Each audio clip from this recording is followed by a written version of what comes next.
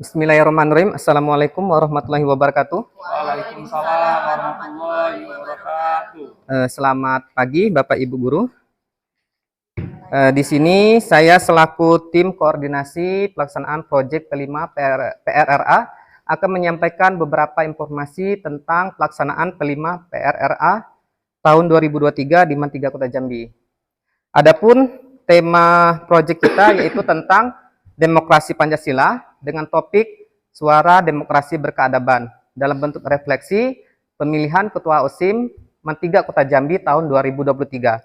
Dalam pelaksanaan ini akan dibagi menjadi 4 tahap kegiatan. Yang pertama adalah tahap pengenalan, di mana pada tahap ini siswa akan diajak mengenali dan membangun kesadaran terhadap tema demokrasi Pancasila dengan topik suara demokrasi berkeadaban dalam bentuk pelaksanaan pemilihan Ketua OSIM Man 3 Kota Jambi tahun 2023. Yang berikutnya adalah tahap kontekstualisasi. Maka pada tahap ini siswa akan diajak untuk mengamati permasalahan yang muncul pada saat pelaksanaan pemilihan Ketua OSIM Man 3 Kota Jambi tahun 2023.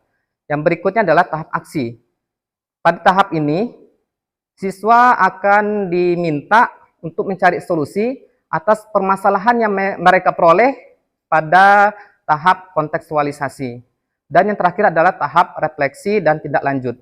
Bismillahirrahmanirrahim. Assalamualaikum warahmatullahi wabarakatuh. Waalaikumsalam warahmatullahi wabarakatuh. Bismillahirrahmanirrahim. Alhamdulillahirabbil alamin.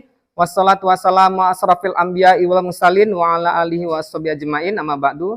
Yang Bapak hormati, yang Bapak cintai anak-anak Man 3 Kota Jambi. Pada kesempatan kali ini, Bapak akan menyampaikan sosialisasi tentang pemilihan Ketua OSIM tahun ajaran 2023. Nah, di sini Bapak akan mengaitkan bagaimana pandangan Islam atau sejarah Islam dalam pemilihan seorang pemimpin. Jadi dalam sejarah kebudayaan Islam, itu sudah diceritakan bagaimana cara pemilihan seorang pemimpin. Itu terjadi setelah Rasulullah SAW itu wafat. Jadi setelah melaksanakan haji wada, haji terakhir, Rasulullah memberi wasiat atau pesan terakhir, ya. Dan setelah itu Rasulullah wafat, maka di situ terjadilah kekosongan kepemimpinan. Nah, untuk menjaga agar Islam ini tidak punah, agar Islam ini tetap berdiri, maka harus segera dipilih seorang pemimpin. Ya, makanya setelah Rasulullah wafat, para sahabat mulai berembuk siapa orang yang pantas untuk menggantikan atau meneruskan kepemimpinan umat Islam. Ya, jadi di Madinah itu ada 2 golongan umat Muslim. Yang pertama kaum Ansor dan kaum Muhajirin. Nah, jadi 2 kelompok ini merasa bahwasanya mereka berhak atau golongan mereka itu berhak untuk menjadi seorang khalifah atau seorang pemimpin. Maka masing-masing golongan ini mereka mencalonkan. Dari Ansor itu mencalonkan Abu Ubaidah. Sementara dari kaum Muhajirin itu mencalonkan Umar bin Khattab. Nah, ternyata kenapa? Karena menurut kaum Ansor, bahwasanya kan mereka kan kaum Ansor ini adalah kaum atau umat Muslim yang berada di Madinah, orang asli Madinah. Sedangkan kaum Muhajirin adalah orang pendatang, kaum muslimin yang datang dari Mekah ke Madinah. Jadi kaum Ansor ini berpendapat bahwasanya Islam itu berkembang di Madinah, maka golongan kamilah atau mungkin dari kamilah yang berhak menjadi khalifah. Sementara dari kaum Muhajirin mengatakan bahwasanya Rasulullah dari Mekah.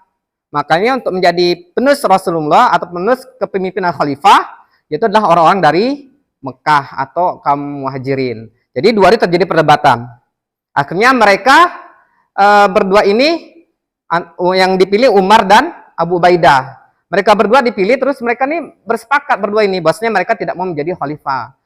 Demikian yang dapat Bapak sampaikan. Lebih kurang Bapak minta maaf. Bapak akhiri. Wassalamualaikum warahmatullahi wabarakatuh.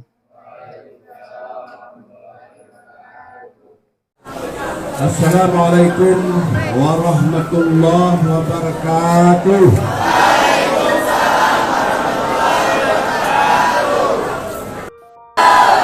Sudah pilihan dong, Mama. Bismillah, alhamdulillah, wa syukurillah ala nikmatillah, la hawla wa la quwwata illa billah, amma ba'd. Yang kita hormati Kepala Kepala Mentiga, kemudian Bapak Wakil Kepala Mentiga Kota Jambi, kemudian Bapak Ibu Guru, Majelis Guru, para karyawan, dan mahasiswa PPL yang kita hormati, lebih khusus anak-anakku siswa-siswi Mentiga Kota Jambi yang berpacu. Kita akan mencari pimpinan kami, mencari orang yang kami percaya. Ini ya, kalau beliau siapa yang terpilih, tolong hargai dan tolong hormati sama-sama kita ya.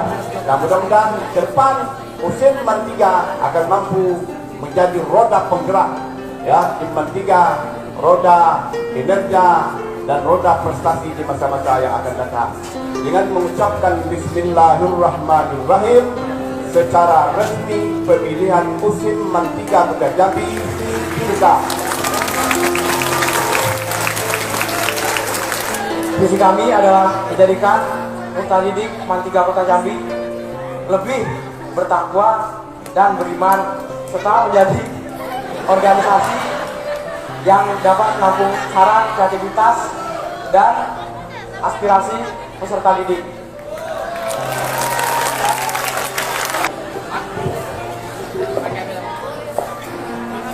Assalamualaikum warahmatullahi wabarakatuh.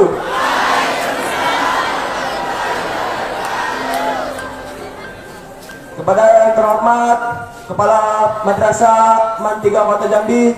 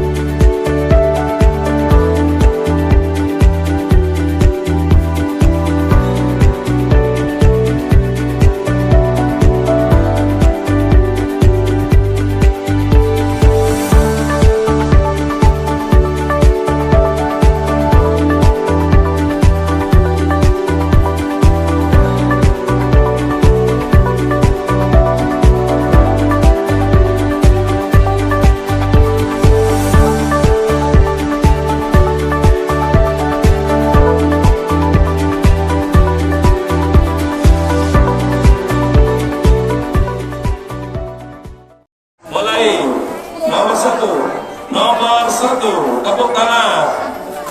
Masuk ya.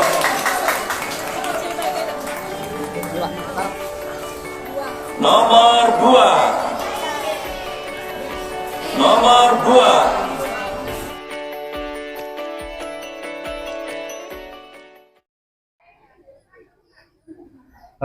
Nisa, aku dengar ada makin banyak siswa yang golput di pemilihan ketua OSIM. Kira-kira penyebabnya apa tuh? Iya Rian, beberapa temanku bilang bahwa pemilihan OSIM tidak terlalu berpengaruh pada kehidupan sehari-hari. Jadi mereka lebih memilih untuk tidak ikut serta. Mungkin mereka tidak tahu pentingnya OSIM. Bagaimana kalau kita mengedukasi mereka tentang pentingnya OSIM secara umum? Bagus Rian, kita membuat kampanye tentang OSIM yang memberikan tentang informasi betapa pentingnya OSIM, fungsi OSIM, kebijakan sekolah yang dipengaruhi oleh mereka, dan betapa pentingnya setiap suara siswa. Nah, betul. Nah, selain itu juga agar membuat pemilihan ketua OSIM lebih menarik, kita bisa melibatkan siswa dan calon ketua OSIM itu sendiri agar terjalin seperti sebuah hubungan. Bener juga, kita bisa membuat acara dan melihatkan kepada siswa bahwa pemilihan bukan hanya rutinitas tahunan, tapi juga untuk berpartisipasi aktif dan memberikan kontribusi positif. Nah, Jadi, kita akan membuat acara yang lebih menarik kan? iya. Oh, kayak gimana kalau misalnya kita membuat jadwal tentang adanya sesi tanya jawab kepada pemilih dan kepada siswa. Jadi mereka merasa percaya diri tentang adanya pemilihan OSIM ini. Bisa.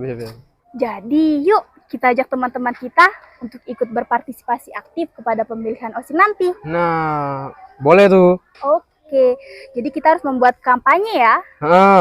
Oke. Pokoknya kita harus menyuarakan tentang betapa pentingnya suara itu dan tidak boleh golput. Betul. Assalamualaikum warahmatullahi wabarakatuh. Selamat datang di podcast edukasi teman-teman. Kali ini kita akan membahas topik yang cukup relevan di lingkungan sekolah mengenai golput pada pemilihan ketua OSIM. Kali ini bersama saya Dina Febrianti dan ditemani oleh Ilham Muhtar. Hai semuanya, senang bisa berbicara tentang hal ini dengan kalian semua. Iya, sebelum kita masuk ke pembahasan kita nih Ham, ada baiknya kita lebih dulu untuk membahas mengapa sih banyak banget dari siswa untuk memilih golput pada pemilihan ketua OSIM. Menurut kamu gimana?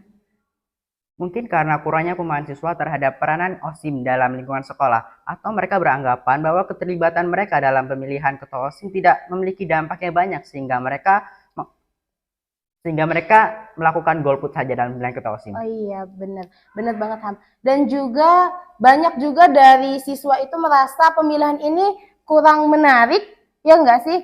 Dan juga ada rasa ketidakpercayaan juga dari siswa terhadap transparansi proses pemilihan, benar kan? Ya, benar banget. Dan ini bisa menjadi masalah karena ketua OSIM memiliki peranan yang sangat penting dalam menyuarakan kebutuhan dan aspirasi para siswa. Pasti. Sekarang bagaimana kita mengatasi golput ini? Apa solusinya, Ham? Solusi yang dapat kita lakukan mungkin dengan meningkatkan pemahaman siswa mengenai peranan OSIM dalam lingkungan sekolah. Mungkin dengan cara mengadakan webinar, seminar, atau workshop yang membahas secara rinci mengenai fungsi dan dampak positif OSIM di lingkungan sekolah. Iya, benar banget, Ham. Dan untuk pemilihan ini lebih menarik, mungkin kita bisa mengadakan sebuah acara atau kompetisi yang melibatkan langsung calon ketua OSIM-nya dan siswa agar lebih merasa terlibat dalam proses pemilihan. Ya enggak? Ya, benar banget. Dan kita harus memastikan transparansi dalam proses pemilihan dengan cara membuat video informasi atau kita mengadakan sesi tanya jawab bersama secara langsung dengan panitia pemilihan. Iya, benar banget. Semoga langkah-langkah kita ini dapat mengurangi tingkat golput pada pemilihan ketua OSIM ya Ham, dan juga supaya siswa-siswa itu lebih merasa terlibat dalam proses pemilihan. Ya, pastinya. Mari kita semua meningkatkan partisipasi siswa dalam pemilihan ketua OSIM di sekolah kita. Oke, saya rasa cukup pembahasan kita tentang golput ya Ham. Terima kasih teman-teman sudah mendengarkan podcast edukasi kita pada hari ini. Jangan lupa subscribe agar tidak ketinggalan episode berikutnya. Tetap semangat, sampai jumpa, dan tetap berpartisipasi dalam proses pendidikan di sekolah kita. See you next time.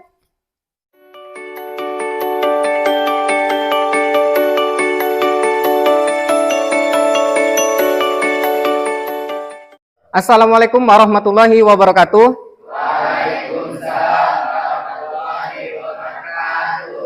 Baiklah anak-anak semuanya, kemarin kita telah melaksanakan pemilihan ketua OSIM beberapa hari yang lalu. Nah, untuk saat ini yang harus kalian lakukan adalah kita akan melaksanakan kegiatan refleksi. Di masing-masing kalian sudah Bapak berikan beberapa lembar instrumen yang berisi kegiatan refleksi. Jadi kepada anak-anak semuanya silakan diisi kegiatan tersebut berdasarkan apa yang kalian alami atau apa yang kalian rasakan dan apa yang kalian lihat pada saat pelaksanaan pemilihan ketua OSIM beberapa hari waktu yang lalu.